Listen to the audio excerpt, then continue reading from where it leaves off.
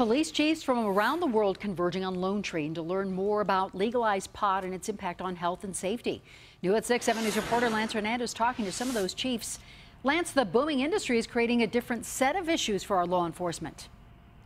It is, Ann. You know, there are 308 registered dispensaries like this one here in Colorado, so obviously there's a demand for the product, and police chiefs see the negative impact of that demand. Today, as a group, they sat down and discussed how they've dealt with that in the past and what they'll need to do in the future.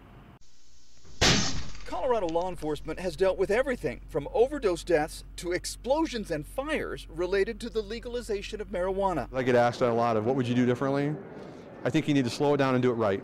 Not that we did it wrong. Greenwood Village Police Chief John Jackson says Colorado learned through trial and error and still has much more to learn. We're trying to establish, without establishing bad case law, how we use our police canines, what constitutes probable cause now.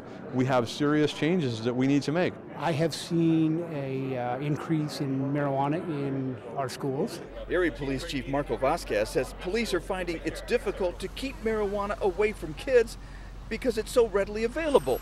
He also says police are working hard to set up systems and processes to collect and interpret data on marijuana's impact. But it's pretty complicated when you talk about gathering data from a number of different areas: school, hospital, health, law enforcement. One of the conference's attendees is from Nigeria. 30 are from Alaska, which just passed an initiative legalizing personal use of marijuana and retail sales. So anything that we can learn that Colorado went through and avoid some of the hazards and difficulties that they experienced would make it easier for us.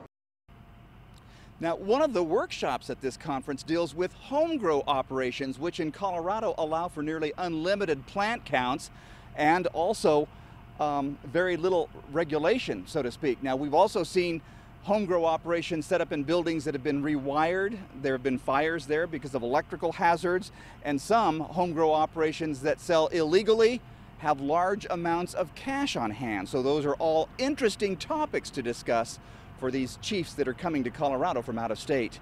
In Denver, Lance Hernandez, 7 News.